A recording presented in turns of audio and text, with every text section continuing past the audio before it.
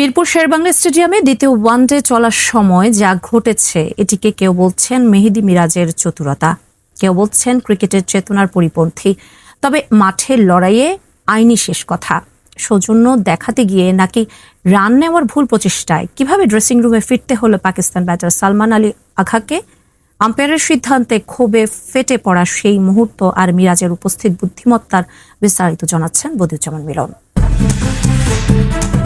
মিরপুরে চলমান দ্বিতীয় ওয়ানডেতে মেহেদী হাসান মিরাজের একটি রান আউটের ঘটনায় বেশ বিতর্ক তৈরি হয়েছে। কেউ এর পক্ষে বলছেন, কেউ বলছেন বিপক্ষে।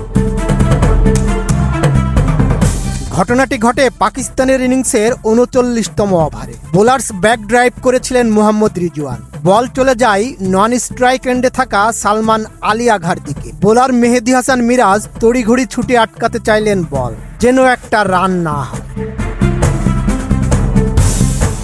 মূলত রান নেওয়ার জন্যই বেরিয়েছিলেন সালমান। তার দিকে বল আসছে দেখে সরতে চাইলেন, কিন্তু পুরোপুরি পারলেন না। ব্যাটে লেগেই আটকে গেল বল। সালমান তখনও ক্রিজের বাইরে দাঁড়ানো। কেউ তাকে বলেনি ক্রিজের বাইরে দাঁড়িয়ে বোলারের কাছে বল ফেরত দেওয়ার জন্য। ক্রিকেটের আইনেও এটা নেই। ক্রিজ ছেড়ে তিনি বেরিয়েছিলেন রান নেওয়ার উদ্দেশ্যে। থার্ড আম্পায়ার বলটিকে লাইভ ঘোষণা করে সালমান আঘাকে আউট দিয়ে দেন, যা তাকে প্রচণ্ড ক্ষুব্ধ করে তোলে। দেশের মানুষকে প্রতিদিন সুরক্ষিত রাখার প্রত্যয় নিয়ে সেফটি কেবল সহ এলো সেফ সিলিং ফ্যান। কিন্তু উপস্থিত বুদ্ধিমত্তার পরিচয় আর সালমানকে শিক্ষা দিয়ে মিরাজ যে তাকে রান আউট করলেন, সেই প্রশংসাটা তাই করতেই হবে। মিরাজের এই কাজকে অনেকেই সমালোচনার চোখে দেখছেন। আইসিসির নিয়ম অনুযায়ী বলটি যেহেতু তখনও ডেড হয়নি এবং ব্যাটার ক্রিজের বাইরে ছিলেন, তাই মিরাজ তাকে আউট করে আইনগতভাবে কোনো ভুল করেননি। তবে ধারাভাষ্যকার ও পাকিস্তানের সাবেক ক্রিকেটার রমিজ রাজার মতে এটি ক্রিকেটের চেতনার মানে স্পিরিট অব দ্য গেম এর পরিপন্থী ছিল, কারণ ব্যাটার কেবল সাহায্য করার জন্যই বলটি ধরতে গিয়েছিল।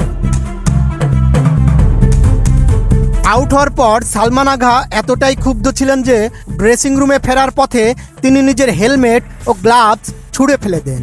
এমনকি পাকিস্তান ও বাংলাদেশ দলের অধিনায়কদের মধ্যেও এ নিয়ে মাঠে উত্তপ্ত বাক্য বিনিময় হয়। অনেকে মিরাজের এই দ্রুত সিদ্ধান্তকে তার উপস্থিত বুদ্ধি বা গেম অ্যাওয়ারনেস হিসেবে দেখছেন, কারণ আঘা ৬৪ রানে ব্যাট করছিলেন এবং পাকিস্তানের ইনিংস তখন বড় সংগ্রহের দিকে এগোচ্ছিল। মাঠের ওই পরিস্থিতিতে লিটন দাসও ক্ষেপে যান। সালমান আলী আগা আউট হওয়ার পর যখন মাঠ ছাড়ছিলেন, তখন তিনি বাংলাদেশ ফিল্ডারদের উদ্দেশ্য করে কিছু কটু মন্তব্য করেন এবং ড্রেসিং রুমে ফেরার পথে মেজাজ হারিয়ে হেলমেট গ্লাভস ছুঁড়ে মারেন। তখন লিটন দাস এগিয়ে এসে তার কড়া প্রতিবাদ জানান। অধিনায়ক হিসেবে মিরাজ তো মাঠেই ছিলেন, কিন্তু লিটন দাস সেই মুহূর্তে প্রোঅ্যাক্টিভলি পাকিস্তানের ব্যাটারের সঙ্গে তর্কে জড়িয়ে পড়েন বলেই দৃশ্যটি সবার চোখে পড়েছে।